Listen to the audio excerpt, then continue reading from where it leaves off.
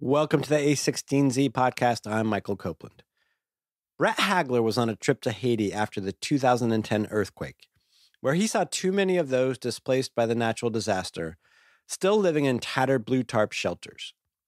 What struck Hagler was the need for more permanent housing that could not only offer much-needed safety for families, but help foster the community that was split apart following the earthquake. The nonprofit startup NewStory is Hagler's answer to that need. Hagler joins this segment of the A16Z podcast, along with NewStory co-founder Alexandria Lafsey, to discuss the startup's social media-powered approach to giving, and why even as a nonprofit startup, they think and act like any other for-profit tech startup looking to make a mark. Alexandria, Bret, welcome. Glad to be here. Hi, Michael. Thanks for having us. NewStory charity. Why charity? It sounds so charitable. I thought, we're in a world of nonprofits. Why is this a charity? Yeah, so what we do is we crowdfund houses for families living in danger around the world. And the name NewStory is really what we go by. The charity piece is there to not confuse people because sometimes they'll think that we are a for-profit organization because of the way our platform's set up, and so we have that in there just to make it simple, to make it very clear that this is in fact a nonprofit or a charity. Okay, well, you mentioned that your job and your mission is to build houses for people who have been displaced by natural disaster, right? Let's get to the origin story. How did this come about? Because I know you both have had long experience actually outside of the Valley and the startup world, but working on this kind of stuff. Yeah, so the story starts, I was down in Haiti and on a mission trip and actually went to a tent slum where these people were placed because of the earthquake back in 2010, right? So when the earthquake happened, there was a lot of, immediate help, temporary relief. Tents were given out as Band-Aids, which were needed at the time, right? But they were only supposed to last for about 4 months. Turns out they've been around now for 5.5 years. And so I was down there in the tent slums and learned about the problems these people face. So just tell us a little bit, describe for us, a 5-year-old tent, community that was meant to last 6 months. What does that start to look like and how do people have to manage? Yeah, so probably the worst problem is, and when you kind of think of Maslow's hierarchy, like safety's at the bottom, right? So if you think of a tent that has a mom with 3 young kids in it, they have no protection. It's just a tarp tent. So what happens is, dangers like child abduction and sex trafficking, just horrible diseases because from the sanitation inside these things. Another example that's just crazy, but it's so hot inside of these. Like imagine it being 98 degrees inside of a blue tarp tent with no ventilation. People are starting to go blind. Michael, it's crazy. So those are like, when you think past just the initial couple months of being in a temporary place, those are the problems that are come forth. And if you just think of like simple inconveniences in our daily life, right? Like here in Menlo Park today, it's, a little rainy, right? It's slightly inconvenient. But when it rains and you're living in a piece of tent that's tattered in multiple places, that's a catastrophic event. Think of someone with like a newborn baby, right? It rains, the floor becomes mud, rodents start to come in. The entire family, large families are crowded on one bed. They're sopping wet. Everything is drenched. Something as simple as rain can be a catastrophic event for a family down there. There's a big push and energy and kind of will to help in this first responder kind of way. Mm-hmm.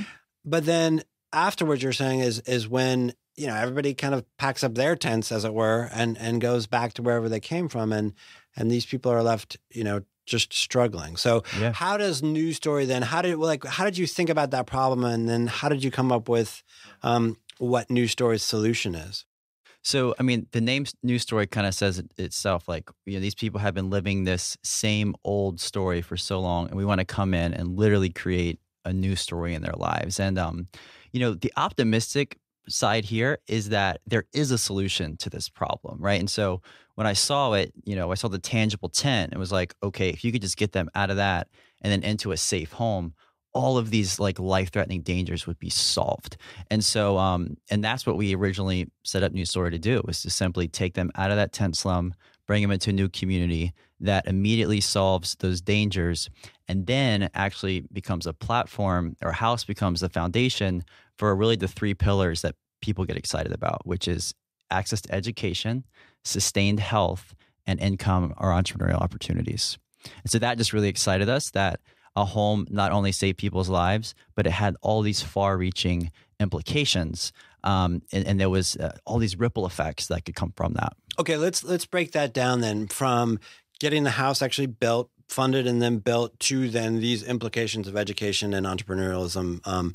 And the third one is safety. Yeah. So income opportunities. I think a great example is probably from my personal life. So I was a Teach for America teacher. I taught in Anacostia, which is in Southeast DC.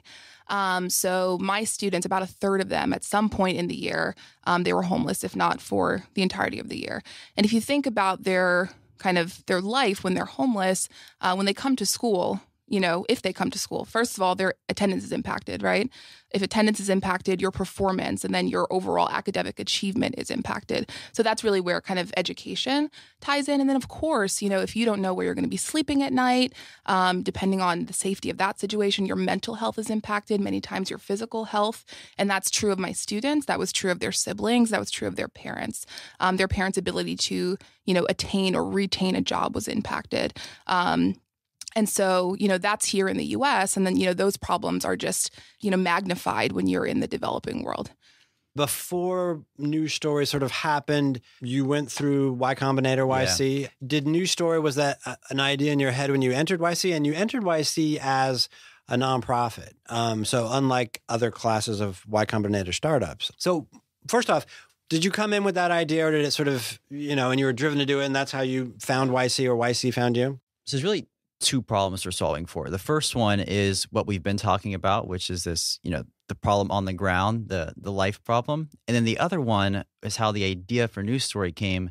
And that's just, we thought, traditional charity was very old school. We had a lot of problems, such as a lack of transparency, a lack of efficiency, a lack of innovation.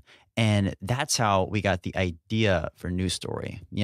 It's how a lot of startups start.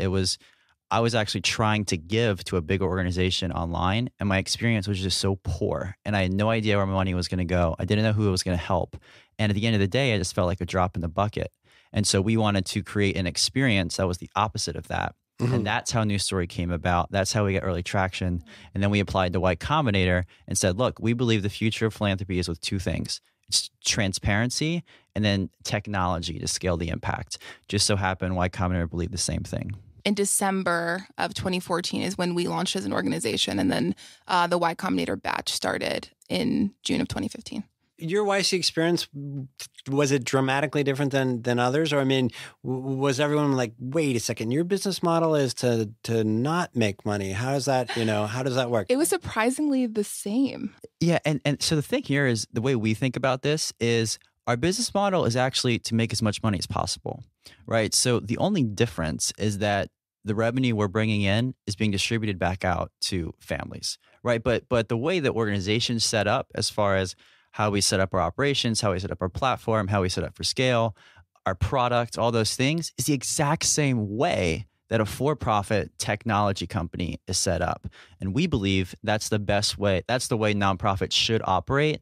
And there should be no difference in mindset, right? Because you're trying to bring in the same amount of money, or you're trying to bring in an incredible amount of money with efficiencies and build a product that people love. And so that's how we think about it. So I go to the site now, and what happens? How do I then help contribute to building a home, in this case in Haiti? And you've started in Haiti, and the plan is to go elsewhere, I imagine. Yeah, so you come onto our site and you get to meet a family, like literally see the mom and her kids. You see their ages, their stories, their picture, and then you give directly to them. 100% of your donation goes to funding their home. One home costs $6,000 right now. Once the home is funded, it then takes about 2.5 months to build the home, which is all built by local construction workers. $6,000. Correct. And describe for us what those homes, what $6,000 in Haiti can build. Yeah, it is a concrete block home. They're built to Miami-Dade County and Broward County hurricane standards. So they're built to last and withstand, natural disasters that might continue to come to Haiti. They are 400 square foot homes and built with concrete, reinforced with steel rebar.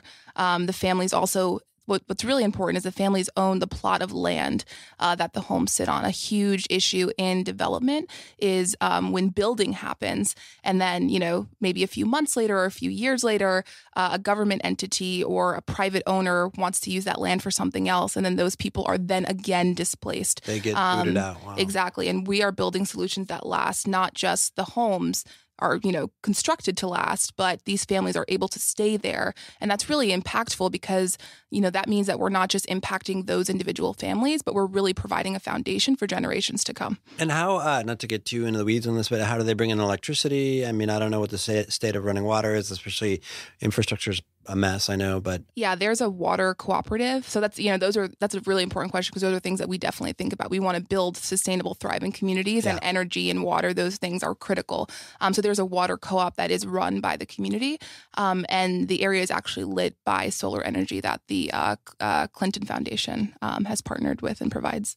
So I identify my family, I contribute what I can, and 100% of my donation. So don't you guys have overhead? So if if I give you $5, you put $5 into the house.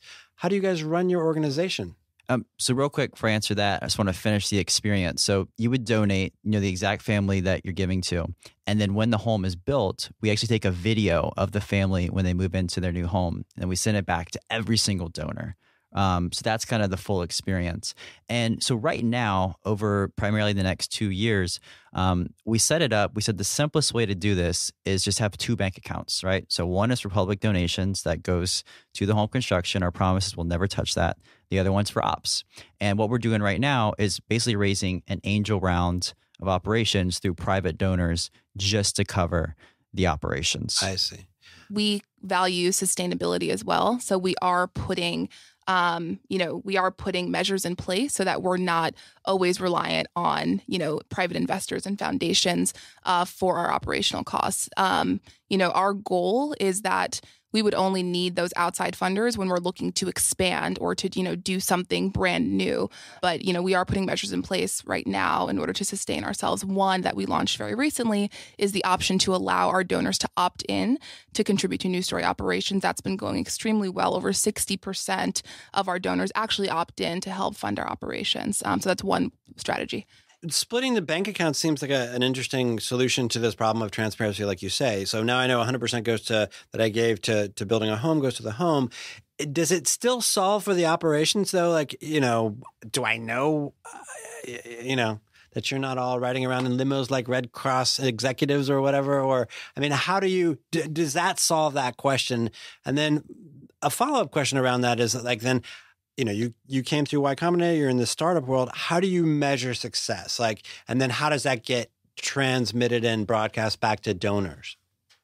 So with the operational bank account, one, we'll make everything public, right? So people will see what we're making public, and then we're also operating at basically a 6x. So $1 that's put into operations is going to yield $6 out into the field. Like that's our goal. And that's, what we're striving to hit. And so people will know, okay, what's going inside the input versus the output. And we'll make that as transparent as possible. Yeah. And as far as measuring success, the most obvious answer is the number of homes and infrastructure projects we're able to build, right? But, that's just the first kind of layer. Like, yes, we are getting people out of these extremely dangerous tents into safe homes. And that, of course, is great. But, like Bret mentioned earlier, we do know, and our hypothesis that we're proving is that homes don't just provide safety. They have these farther reaching implications, again, into health, into education, into income opportunities. So that's when we get more granular into kind of really showing why a home is the best investment when you're talking about poverty alleviation, when you're talking about improving communities. I also want to throw out that was great. I want to throw out an example of the Red Cross because you mentioned that. So the Red Cross, this is an article that came out a couple months ago. They raised what was called $500 million for Haiti after the earthquake. And they made a lot of promises to build homes and things like that. And after 5 years, they've built 6 homes in this area they made promises to. And we won't go into details of, exactly why that happened, but we know that by, not having allocation for every dollar that comes in, there's trouble. And when they go to, distribute that money, it's just like this big bucket of money. And so what we do is, not only in our experience, not only is it great for the donor to know the exact family they're helping, but it really helps our operations because we go, okay, this money is tagged to this family. And we know that this home's supposed to be built in 2.5 months. And we're going to track that. And if it doesn't happen, then we know exactly why we can go fix it. Yeah. I mean, I should say, I know that the intention of the Red Cross and other organizations is always a good one. Like you totally say that the on the ground specifics of how things go down is, hard to know. How many houses have you guys built in Haiti thus far? Yeah. So we have funded now 131 homes. During YC, we did this campaign.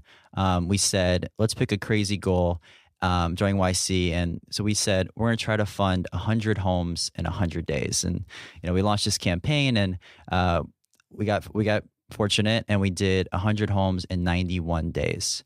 And so some of them have already been completed and all the other ones are under construction right now. Yeah, we have 38 that are completed. And that's because, again, we over the summer, we had a huge number of homes that were funded.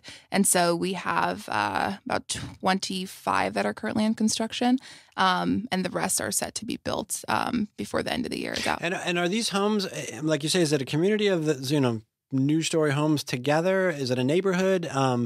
Or are they spread out in different areas?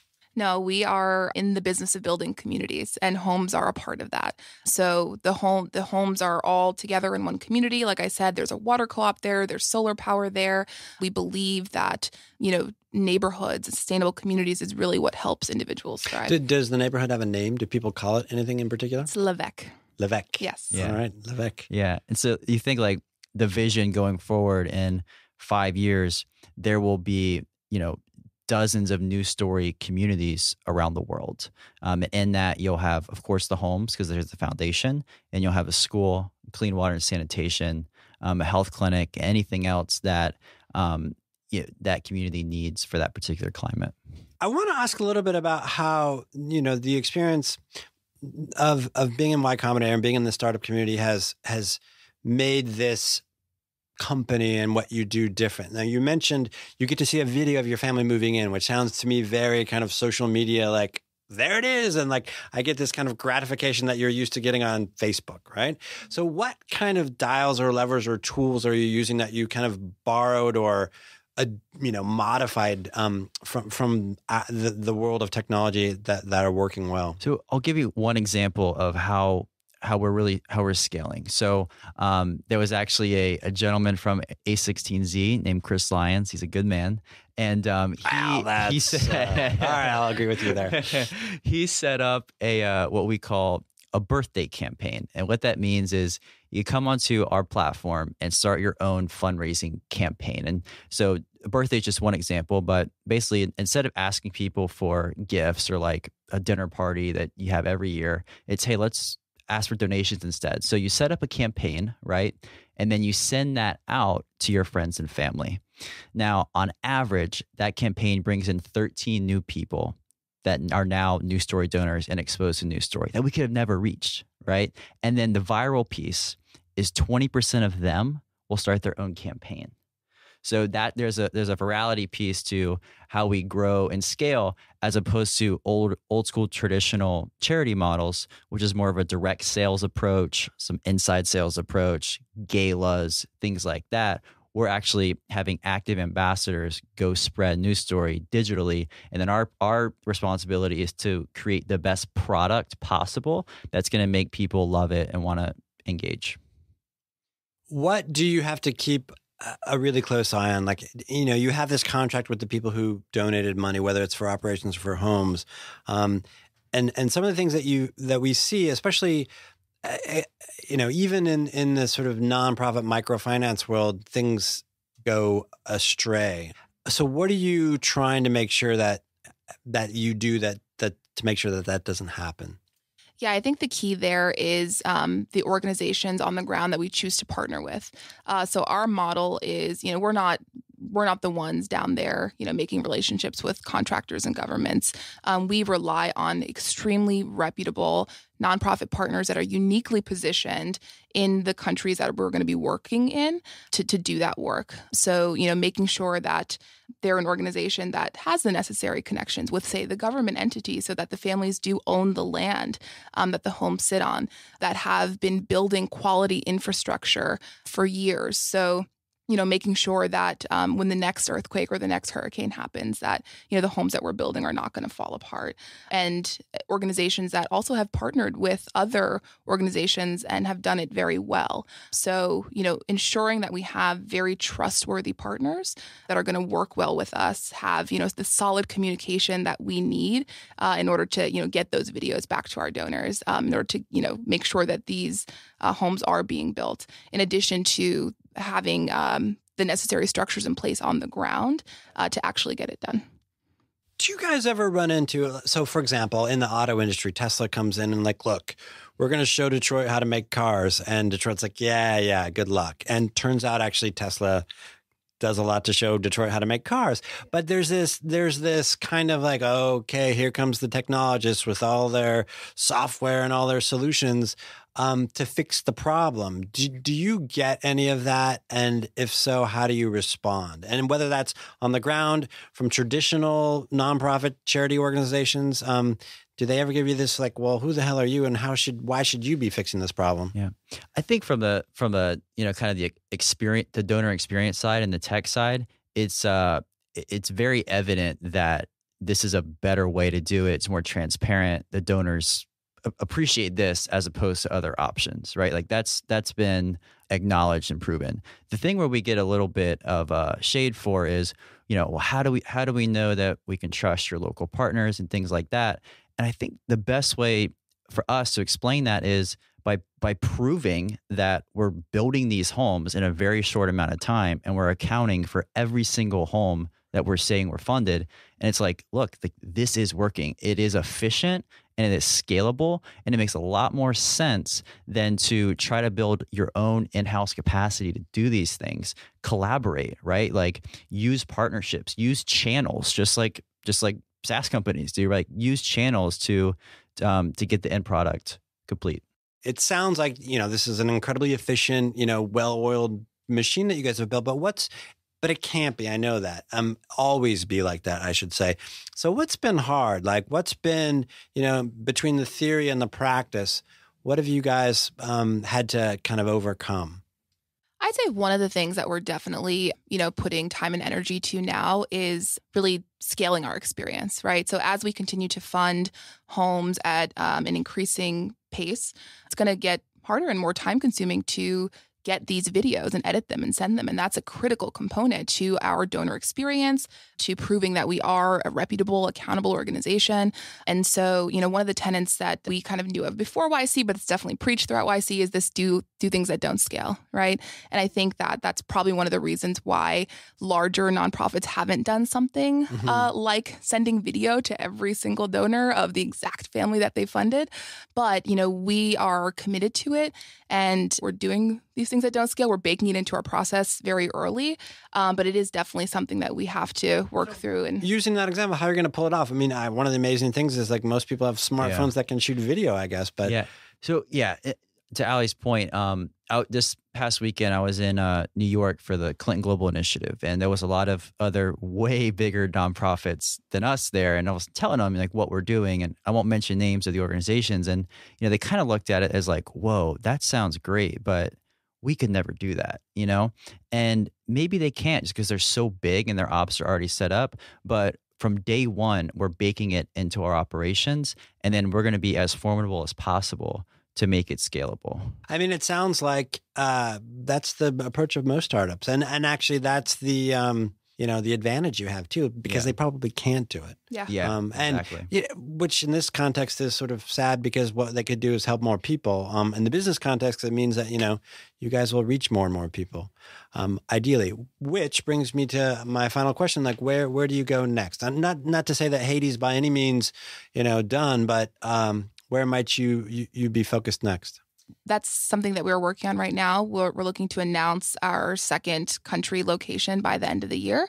The thing, as I mentioned, that's the most critical to where we expand is our nonprofit partner that we're going to be working with. So, we do have a number of locations right now that we're considering. And really, the final decision is going to come down to which partner on the ground shares our values, is able to kind of keep up with the technological demands that we do have of them, as well as, being able to get the work done on the ground. It could be somewhere that was recently hit by a disaster like Nepal, or it could be an area like El Salvador where there's kind of been many internally displaced populations for a number of reasons, such as, drug trafficking and things of that sort. There's just need on an ongoing basis. Yeah. Yes. Bret, Alexandria, thank you guys so much. We'll look forward to talking to you guys again and kind of see where everything goes. And NewStory charity, go check it out. It's been a pleasure. Awesome. Thank you. Thank you guys.